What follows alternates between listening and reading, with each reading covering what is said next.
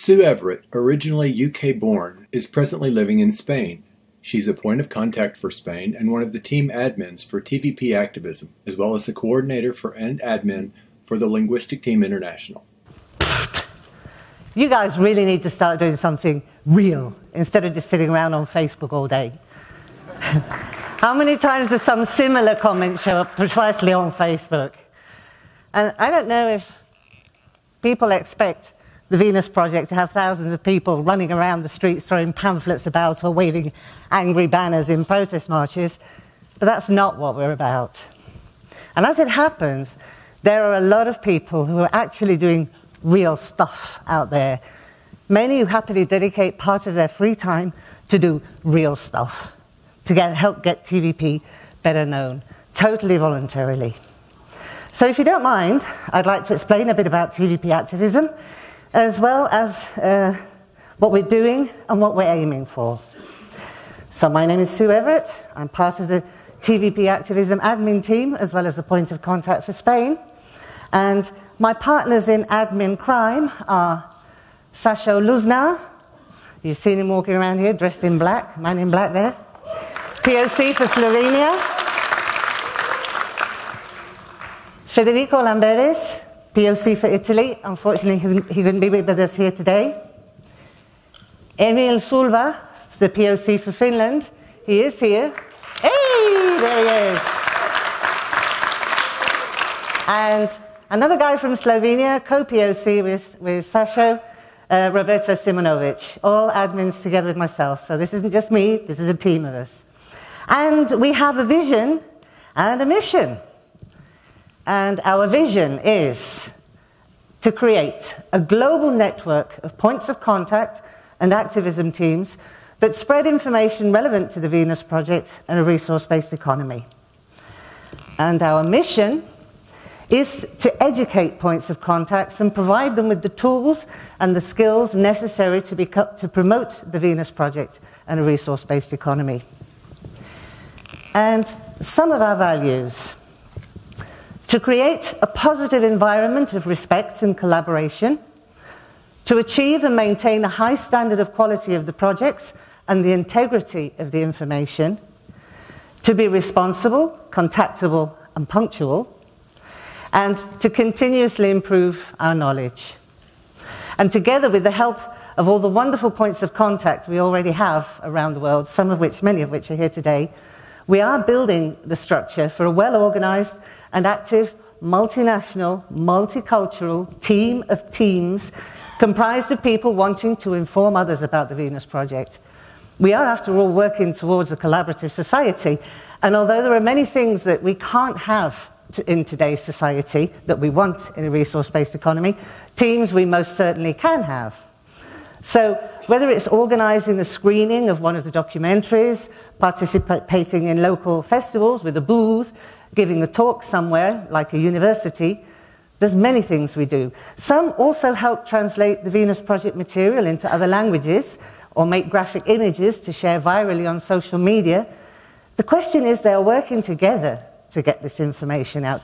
And there is the word, together. And another word, teams. Collaborating in teams means enjoying the benefits, amongst other things, enjoying the benefits of a supportive system that, amongst other things, shares information, creates good quality material to share on social media and use in events, provides access to educational material, and organizes study groups using Google Hangouts like this one here. I don't know if you know Google Hangouts, they're great fun. So really, it's a no-brainer that collaborating is so much more efficient than everybody off on their own island. And of course, we avoid the risk of duplication of work. And you know, organizing volunteers from all over the globe, from Australia to the UK, from Sri Lanka to Taiwan, it's no easy task. You've got all those different time zones to take into consideration, for example, when you're wanting to organize an audio conference. So let me show you a few of the images of what some of the teams have been getting up to over the last few years. This is Emilio, this is our point of contact in Venezuela, who actually took his tent outside and camped on a grassy bank along one of the most busy avenues in his city in Venezuela to call attention to the Venus Project. This is, I can't see, hang on.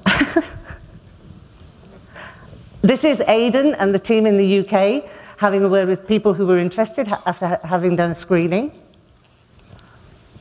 This is two of the points of contact from Brazil with a wonderful poster they made to help decorate an event that they participated in. And this is another one from Brazil, which is a pretty awesome screen there, a big projection there of one of the cities. This is a wonderful thing that they did in Bulgaria. All along one very long street, they had all these posters of Jacque's designs and pictures of the cities. This is a screening that was held in Chile. And this is some graffiti in Chile as well. So it's not just doing, you know, screenings and so on. That's pretty cool, huh?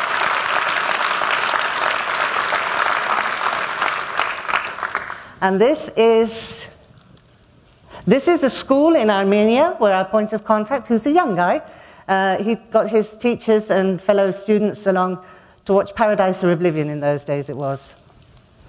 And this is David, our point of contact in Mexico, giving a lecture in a university there. This is a wonderful guy, very close friend of mine in Spain, Herman. He is there giving a copy of Jacque's book, The Best That Money Can't Buy, translated into Spanish, to a very popular television journalist who is not quite as well known as Abby, but nevertheless very well known in Spanish-speaking circles. He tends to put his finger into the, you know, the muck of corruption. Very popular guy. So we got Jacque's book to him. This is an activity that they did in Serbia. They had some wonderful photographs from lots of events that they did. I had to pick just a few. And these are activities done with children. They're actually colouring in some of Jacque's pictures. They were given to them in black and white, and they coloured them in, and they loved it. Yeah, it's a Serbia. And this was Serbia again, in a very nice screening that they did. This is our point of contact, Irina, in Taiwan, doing a screening as well. We find that screenings are some of the most effective ways to get the message out, obviously. And this is the table that we had in Italy last year. We were invited to participate in an event that they were doing there on various interesting topics. And we had a table with material from the Venus Project. This is the audience that was there. They weren't all there just, unfortunately, for the Venus Project, but they were very interested in it, which is good. And this is a photograph of all of us that were there that day. And I'm going to leave that one there for a while because just like you here are showing how international we are, we also have there the representation from the United States, from Italy, from Slovenia, from Russia, and myself from the UK and Spain, a little bit Spanglish. So that was a really nice event that we had there where we could show the globality, or the beginning of the globality of all of this. Is globality a word? Anyway, let's carry on. If I don't know it, I invent it. Okay, so how do we get to do these events? Well, certainly not by sitting on Facebook all day. You know, these events come together from collaborating, getting together online and offline, planning and preparing, and teamwork. And how do we get to have teams? First of all, we have a point of contact, or a POC, who can build a team. Get the word out there that they are out there and looking for like-minded people to get shit done. And how do we get to have POCs? By interviewing people who are interested in taking on the responsibility of the role, and then introducing them into an orientation process to prepare them as much as possible for what they will be doing. Once they become a POC and begin getting the word out that they are there and wanting to build a team, the education doesn't stop there. We continue holding study groups with the goal of making sure we are all on the same page when talking about the aims and the proposals of the organisation we volunteer for. And we've come a long way in the 5 or so years since TVP-Aktivismus started up. From being POCs all over the world with no real method to what we were doing, knowing that there were other POCs out there, but not knowing what they were doing, or even who they were in some cases, we have evolved into a much more solid and supportive structure with more fluid communication, collaboration, and sharing of information. Is it perfect? Nope. But, to borrow the words of someone we all know, It's a darn sight better than what we had before. Can we improve it? Absolutely. And every edition of the orientation process, for example, is autopsied, discussed, and finally adapted according to the results we achieve and the comments and experiences from the candidates who have participated. And with the POCs, we hold online monthly update sessions for everyone to share their news. We also use these meetings to run ideas past the teams for feedback and suggestions. And in the past couple of years, we have prepared almost 40 new points of contact and currently have 48 in the orientation process, as well as a growing list of people waiting to join the process. So we're going places. One of the things that kind of differentiates us as TVP supporters and volunteers from other organizations is the interest in learning a new way of thinking. Now, what do I mean by that?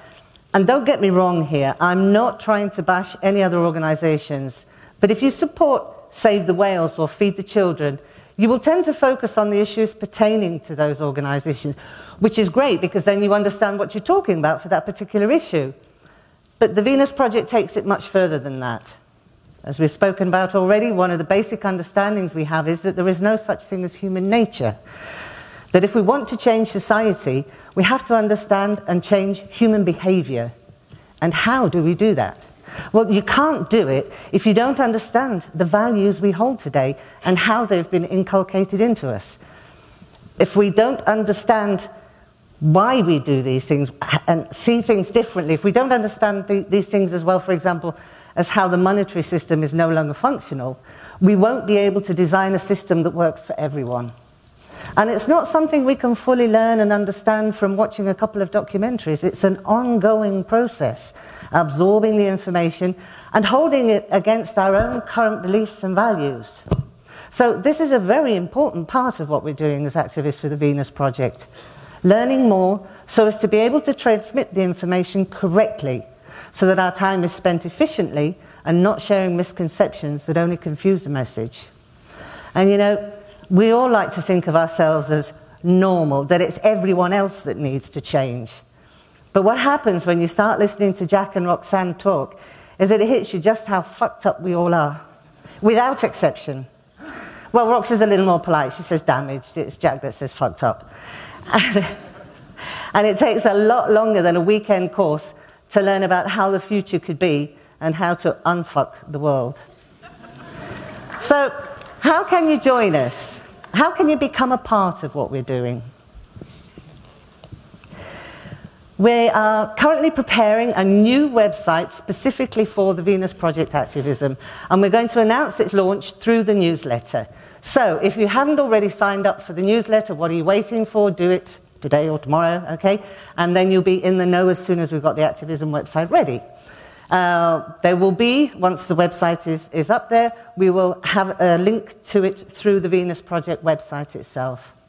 For more immediate contact at this time, all right, instead of waiting for the website, at this time of Jacque's Centennial Event, you can visit our global Facebook page. Da-da, the link, okay?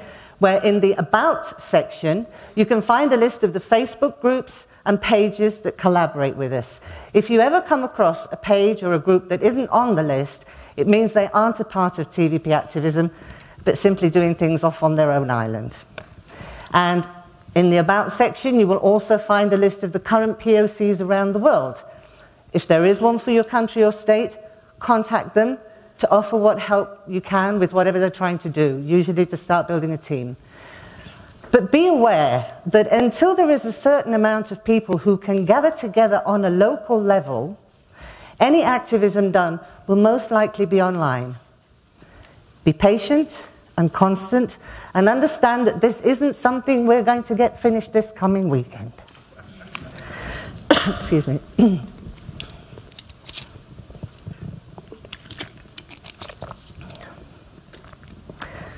What the Venus Project needs from us now is to spread awareness about this direction.